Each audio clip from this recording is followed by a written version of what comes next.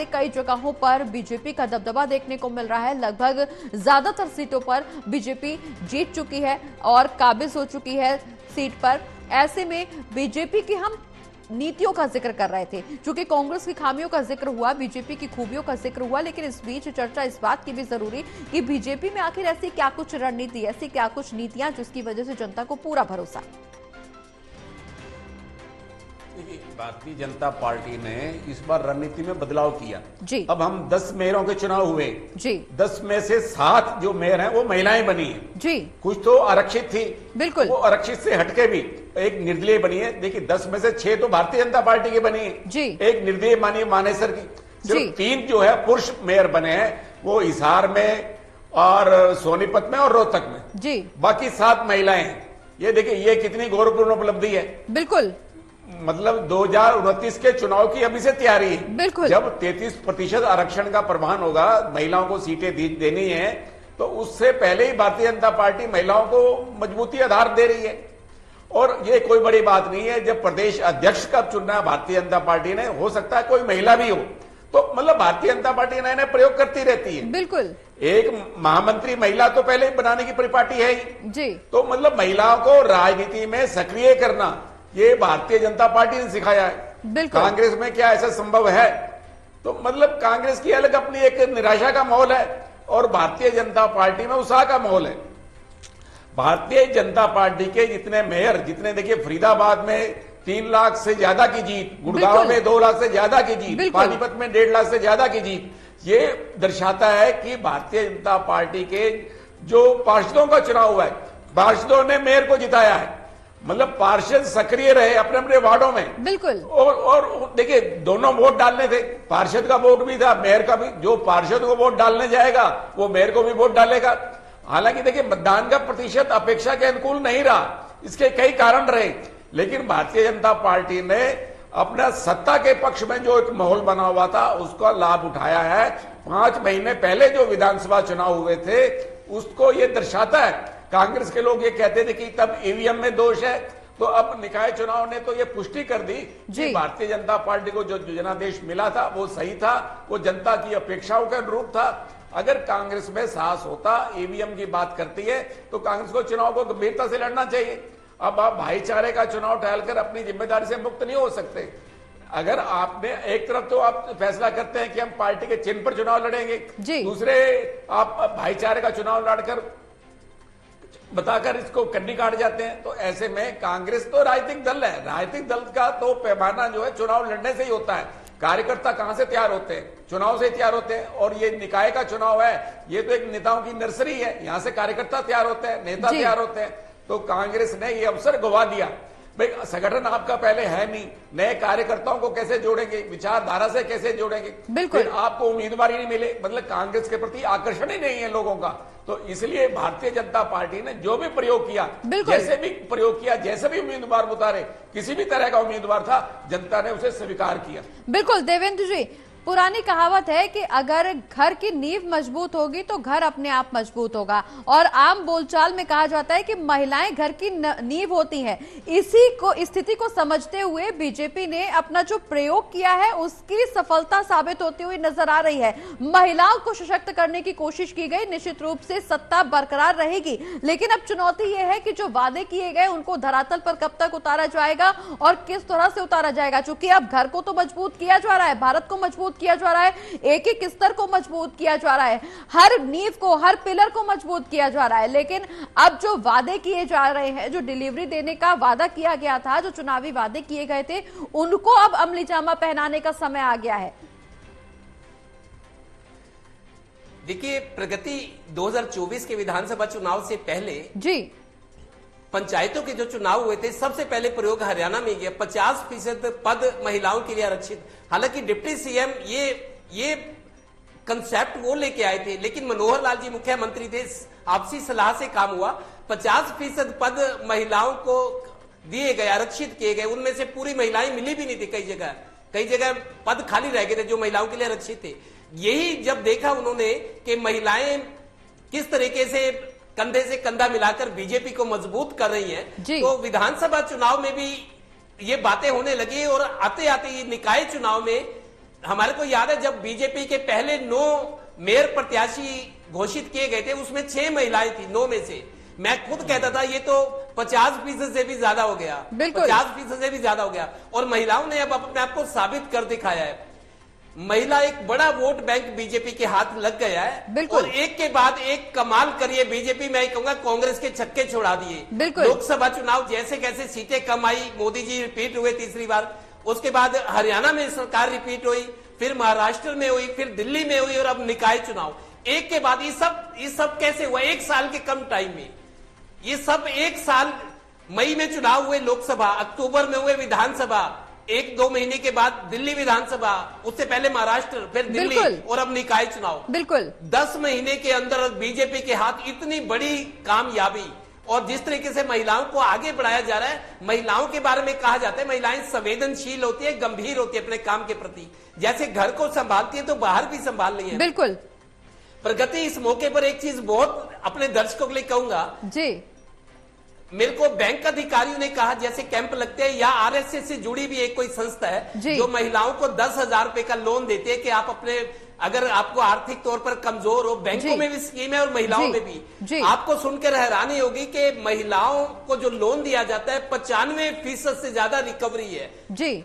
मतलब पुरुष जो लोन लेते हैं बैंकों को वापस नहीं करते, उनको डिफॉल्टर घोषित किया जाता है। बिल्कुल। कोर्ट केस लड़ते हैं बैंक अपनी रिकवरी के लिए। लेकिन महिलाओं के मामले में ये आरएसएस में भी कोई एक ऐसा एक विंग है जो गरीब महिलाओं को 10,000 रुपए का लोन देता है कि छोटा मोटा काम करके अपने बच्चों की पढ़ाई को, अपने परिवार स्कीम है। इन दोनों प्लेटफॉर्म से मेरे को ये जानकारी मिली बकायदा एक पब्लिक के प्रोग्राम में कि महिलाएं 95% से ज्यादा जो लोन लेती है उनकी रिकवरी करते हैं, जो इंस्टीट्यूट उनको लोन देते हैं। पुरुषों के मामले में ये रिकॉर्ड बहुत कम है। पुरुष टाइम से किस्त नहीं देते, डिफॉल्टर हो जाते हैं, कहीं भाग जाते हैं या कोर्ट केसेस लड़ने पड़ते हैं। महिलाएं इस मामले में भी पुरुषों से कहीं आगे हैं। उनको ये अपने इज्जत, परिवार की इज्जत होती है कि हमने लोन लिया है। कोई बैंक वाला कर्मचारी या कोई निश्चित रूप से बीजेपी ने महिला उम्मीदवारों पर भरोसा जताया और उसका महिलाएं इस मामले में भी बहुत संवेदनशील और जिम्मेदार है। बिल्कुल, महिलाओं पर जो भरोसा बीजेपी की तरफ से जताया गया, आला नेतृत्व की तरफ से जताया गया, वो उसका भरोसा सफल होता हुआ नजर आ रहा है महेश जी। लेकिन जिस तरह से दावे किए गए, जो वादे किए गए बीजेपी की तरफ से, अब वो कब तक पूरे होते हुए नजर आएंगे? चूंकि महिला उम्मीदवारों को आगे करके जीत तो हासिल कर ली, लेकिन अब सवाल इस बात का कि इन दावों को, इन वादों की हकीकत क्या, इन वादों को अमली जामा, इन घोषणाओं को अमली जामा कब तक पहनाया जाएगा? क्योंकि विधानसभा चुनाव के दौरान भी कुछ वादे किए गए जो अभी तक विचाराधीन है और जो अभी तक धरातल पर नहीं आए हैं, उसको लेकर के विपक्ष लगातार हमलावर है। लेकिन ऐसे में निकाय चुनाव के वादों का क्या, उनको कब तक पूरा किया जाएगा?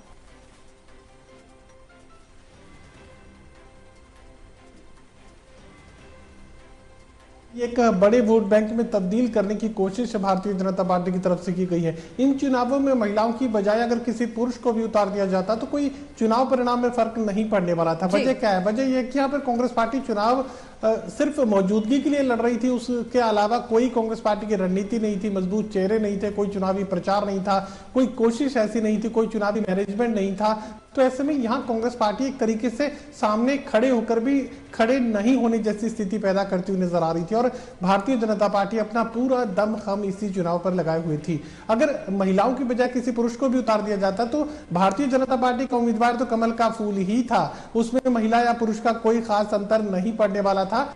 ये भारतीय जनता पार्टी जो कोशिश कर रही है महिलाओं को आगे लाने की, चाहे राज्यसभा के लिहाज से किरण चौधरी को भी भेजा गया तो तमाम, उसके बाद एक बार फिर से महिला उम्मीदवार को ही जो है राज्यसभा तक भेजने का काम हरियाणा से भारतीय जनता पार्टी ने ही किया। तो ये मानकर चलिए कि भारतीय जनता पार्टी ये कोशिश कर रही है कि महिलाओं को भविष्य की राजनीति में एक बड़े वोट बैंक में तब्दील कर ले। देखिए, हरियाणा के संदर्भ में अगर समझने की कोशिश की जाए तो यहाँ पर घर का मुखिया पुरुष ही माना जाता था और घर का मुखिया जिसके करीब है, जिस राजनीतिक दल के साथ है, उसी को पूरा परिवार वोट डालेगा। ये अब तक की रीति नीति थी, परंपरा थी। हरियाणा प्रदेश के तमाम शहरी ग्रामीण क्षेत्रों में यही परिस्थितियां देखने को मिलती थी। अब राजनीति में महिलाओं को ही आगे लाने का काम भारतीय जनता पार्टी की तरफ से किया गया है।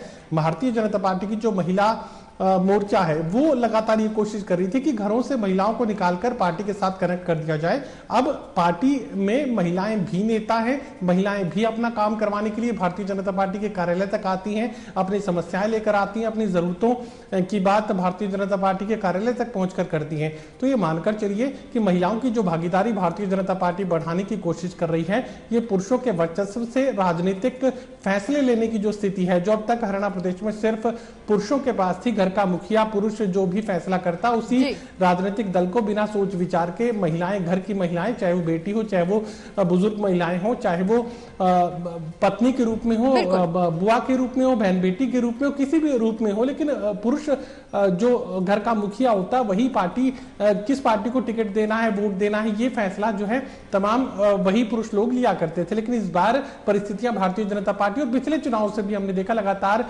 कोशिश की जा रही थी कि घरों से महिलाओं को निकालकर पार्टी के साथ सीधा कनेक्ट कर दिया जाए, जिसका फायदा आने वाले चुनाव में भारतीय जनता पार्टी को मिलेगा ही। अब आप जिक्र कर रही थी कि घोषणाएं कब तक पूरी होंगी। घोषणाओं को पूरा करना आसान रहेगा। वजह क्या है कि Bharatiya Janata party triple engine जो सरकार बनाने की कोशिश कर रही थी, वो सरकार दरअसल अब बन चुकी है। ऊपर मोदी, उसके नीचे नायब सिंह सैनी हरियाणा प्रदेश के मुख्यमंत्री, और उसके नीचे जो मेयर हैं। अगर मानेसर के मेयर को छोड़ दे तो मुझे लगता है कि यह मानेसर के मेयर भी बहुत लंबे वक्त तक निर्दलीय नहीं रह सकते। हो सकता है कि अगले 24-48 घंटों में ही मानेसर के जो विजयी मेयर हैं, निर्दलीय जीत कर आए हैं, वो भारतीय जनता पार्टी में शामिल हो जाए। तो यहाँ विकास कार्यों को लेकर, जरूरतों को पूरा करने को लेकर सरकार की जरूरत पड़ेगी ही। और जो अपवाद मानेसर में कायम हुआ, वो अपवाद भी ज्यादा वक्त तक नहीं रहेगा। कुछ ही घंटों के बाद हो सकता है कि वो भारतीय जनता पार्टी का हिस्सा बन जाए। ये जरूरी भी है और मजबूरी भी है, क्योंकि जरूरतों को पूरा करने के लिए सरकार का आशीर्वाद तो चाहिए ही। फिलहाल ट्रिपल इंजन की सरकार बनेगी और सरकार के लिए वायदों को पूरा करने की कोशिश संजीदगी के साथ की जाएगी। नायब सिंह सैनी सुनिश्चित करते हैं।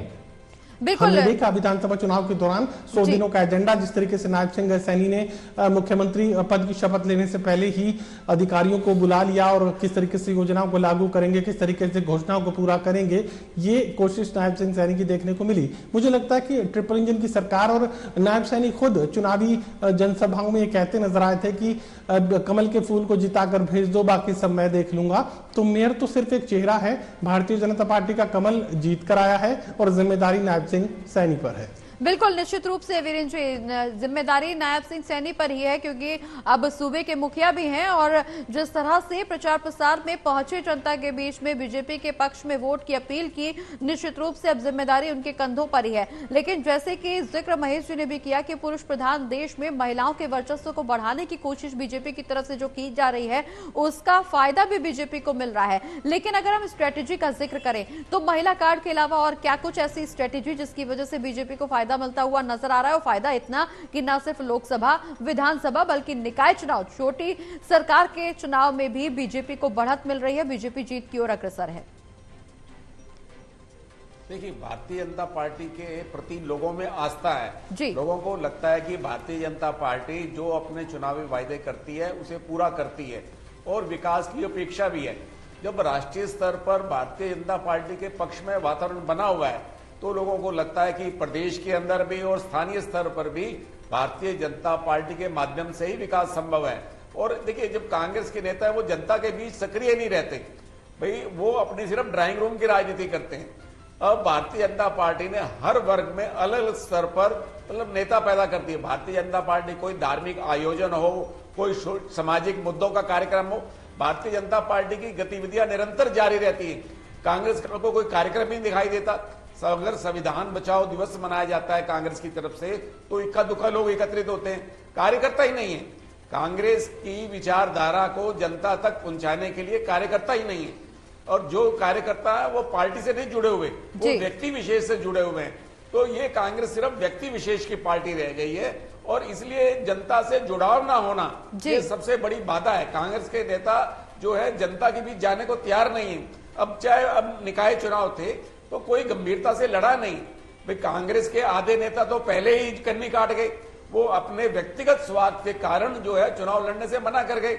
अगर वो चुनाव लड़ते, मजबूती के साथ लड़ते, लेकिन उन्हें तो अपनी पराजय नजर आ रही थी। बिल्कुल, भारतीय जनता पार्टी जब विपक्ष में थी तो भारतीय जनता पार्टी के कार्यकर्ता को निश्चित था कि सामने हार है, फिर भी चुनाव लड़ा करते थे, गंभीरता के साथ लड़ते थे। लेकिन कांग्रेस में तो ऐसा है नहीं। कांग्रेस के लोगों ने सिर्फ जो है स्वार्थ के कारण और अपने व्यक्तिगत जो उसके कारण स्वार्थ के कारण जो है चुनाव लड़ने से मना कर दिया। और इसलिए कांग्रेस में जो भी संगठन के स्तर पर वो खामियां तो हैं ही हैं, लेकिन जनता के बीच कांग्रेस के नेताओं की जो छवि बननी चाहिए, जो जुझारू और संघर्षशील छवि बननी चाहिए, वो नहीं बन पाई। ये कांग्रेस का अगर संगठन भी बन जाएगा तो कांग्रेस के नेताओं की क्या वैसी छवि बनेगी, क्या जनता के बीच जाकर जनता के मुद्दों पर लड़ाई लड़ेंगे, ये सबसे बड़ा निर्भर करेगा। बिल्कुल देवेंद्र जी, बीजेपी तो खैर ज्ञान के फॉर्मूले पर आगे चल रही है, गरीब, युवा, अन्नदाता और नारी, लेकिन इस बीच कांग्रेस जिस तरह से अपनी पैठ कमजोर कर रही है, अब कांग्रेस को वापसी के लिए कितना समय लगेगा? चूंकि सारे चुनाव तो पूरे हो चुके हैं, क्या अब कांग्रेस को नेता प्रतिपक्ष मिल पाएगा, नेता विपक्ष का नाम सामने आ पाएगा? देखिए, कांग्रेस के बारे में सब कुछ गंवा के होश में आए तो क्या किया। कांग्रेस के लगता है ये शेर अभी स्टीक बैठ रहा है। बिल्कुल। अब कांग्रेस ने खुद को जिंदा रखना है जी, लोगों में जगह बनानी है, तो इनको अपने सारे स्वार्थ छोड़कर, गुटबाजी छोड़कर, अब एक किलिंग इंस्टिक्ट एक होता है, किलिंग इंस्टिक्ट, मारक क्षमता जो होती है, अब मारक क्षमता अपने में पैदा करनी होगी, विकसित करनी होगी। कांग्रेस को ये चाहिए कि जनता को ये कहे भी आपका जो फैसला है हमें मंजूर है, चाहे विधानसभा था चाहे निकाय है जी, लेकिन हम जनता के हितों की लड़ाई लड़ते रहेंगे, और लड़ाई वैसे नहीं लड़ेंगे जैसे अब तक लड़ी है। बिल्कुल, एक नया अवतार लेना पड़ेगा कांग्रेस को अब। बिल्कुल, जो बीजेपी ने वायदे किए हैं, ट्रिपल इंजन की सरकार और 3 गुना रफ्तार से काम, जो जो कमियां थी अब उस पर नजर रखनी पड़ेगी, वॉच डॉग की तरह काम करना पड़ेगा, हर कमी को उजागर करना होगा जिम्मेदार विपक्ष के नाते, क्योंकि अब वहीं से दरवाजे और खिड़कियां खोलेगी कांग्रेस के लिए। नहीं तो अब 4 साल में आप अंदाजा देखिए, वक्त किसी का इंतजार नहीं करता, 4 साल बाद पता नहीं कांग्रेस का क्या होगा। जो अभी जो नेता है समय का नहीं पता होता, उस स्थिति में होंगे कि नहीं जिस स्थिति में आज तक थे वो। बिल्कुल, तो बहुत सारा कुछ, मतलब अब कांग्रेस को एक नया अवतार लेना पड़ेगा, मैं ये कहूंगा। और अगर सरकार या निकाय या मुख्यमंत्री या विधायक मंत्री जनता के हित काम नहीं करते, शोर ज्यादा करते हैं, जमीन पे कम नजर आते हैं, तो कांग्रेस को एक एक समस्या चुन चुन कर उस पर लड़ाई लड़नी पड़ेगी, जनता में हमदर्दी पैदा करनी पड़ेगी कि इन विचारों के साथ बहुत बुरा हुआ, लेकिन चलो, लेकिन वो तब हो सकता है, वो भावना तब हो सकती है, हमदर्दी भी तब जागेगी अगर अब ये एक अच्छे और एक सच्चे विपक्ष के नाते संघर्ष करते हुए नजर आए। मैं ये कहता हूं, पार्टी के लिए जितने नेता थे, लोकसभा चुनाव, विधानसभा, जो नेता हैं, पानीपत के नेता ये कहते हैं कि बड़े नेताओं की गुटबाजी का हम शिकार हो गए हैं, हम शिकार हो गए हैं बड़े नेताओं की गुटबाजी का। ये अपनी जगह सही है, बड़े नेता इसलिए कसूरवार है कि उन्होंने संगठन ही नहीं बनने दिया। एंटी हुड्डा ग्रुप के लोग ये कहते हैं कि भूपेंद्र हुड्डा की वजह से संगठन नहीं बना, वो चाहते हैं मेरे मुताबिक सब कुछ हो, ये एंटी ग्रुप कहता है। और भूपेंद्र हुड्डा ये कहता है कि मैं पार्टी को आगे बढ़ाना चाहता हूँ, लेकिन ये लोग मेरा साथ नहीं दे रहे। तो लोगों ने ये देख लिया कि चूंकि बीजेपी की सरकार है दिल्ली में, हरियाणा में, जिस तरह के ट्रिपल इंजन की बात थी, विकास को आगे बढ़ाने की बात थी, लोगों ने सोच लिया कांग्रेस को वोट देने का फायदा नहीं है, लेकिन बीजेपी को भी वोट नहीं देना चाहते थे, इसीलिए लो परसेंटेज रही। बीजेपी को वोट भी नहीं देना चाहते थे, लेकिन और चारा क्या है, विकल्प क्या है, वोट देने तो चलो एक बार बीजेपी का साथ फिर दो, इस भावना के साथ लोग आए। और जिनके मन में खुन्नस थी, जो मतलब जो निराश थे, उन्होंने वोट ही नहीं डाला। वोट परसेंट देखो ना आप, तो एक ये परसेप्शन बन गया था कि विचार के कांग्रेस को वोट देने का फायदा नहीं है निकाय चुनाव में, और बीजेपी को ना चाहते हुए भी वोट देना पड़ रहा है। बिल्कुल, मरता क्या ना करता। बिल्कुल बिल्कुल, मरता क्या ना करता महेश जी, लेकिन विकल्प की आस में बीजेपी की तरफ वोट तो गए, लेकिन अब सवाल ये कि कांग्रेस कब तक वापसी कर पाएगी, क्योंकि जो तस्वीरें निकल करके सामने आ रही है, मजबूत विपक्ष के तौर पर स्थिति कांग्रेस की फिलहाल नजर नहीं आ रही। जैसे कि जिक्र देवेंद्र जी ने भी किया कि सब कुछ गवा के होश में आए तो क्या आए, लेकिन अब होश में आने के लिए एक झटका तो जरूरी है। इतने झटके तो लग चुके, लेकिन अब होश में कब आएंगे और कैसे आएंगे? देखिए, मुझे लगता है कि कांग्रेस पार्टी हरियाणा प्रदेश में तो अभी तक भी होश में नहीं आई है, और एक बड़ी तबाही यहां पर कांग्रेस पार्टी को झेलनी पड़ सकती है। आज जो जनादेश निकलकर सामने आया, उसके बाद जैसा कि हम लगातार अपने कार्यक्रम में शाम के वक्त तमाम दर्शकों को बताते रहे हैं कि बहुत बड़ा भूचाल कांग्रेस पार्टी में आ सकता है। नेता प्रतिपक्ष का नाम क्या जाहिर करेगी कांग्रेस पार्टी, अंदर का जो भूकंप है वो पूरी पार्टी को हिलाने लगेगा। और अब परिस्थिति यह है कि भारतीय जनता पार्टी के जो सूत्र हैं वो लगातार ये जानकारी दे रहे हैं कि कांग्रेस पार्टी के कुछ बड़े नेता भारतीय जनता पार्टी के संपर्क में है, लेकिन उन्हें पार्टी में शामिल होने की इजाजत हाल फिलहाल नहीं दी गई है। इन चुनावों के परिणाम का इंतजार था और उसके बाद हो सकता है कि वो जो काम रोक दिया गया था नए लोगों को पार्टी में ज्वाइन करवाने का, मोहनलाल बड़ोली की तरफ से रोक लगाई गई थी और ये कहा गया था कि अभी किसी नई ज्वाइनिंग की जरूरत नहीं है। बिल्कुल महेश जी,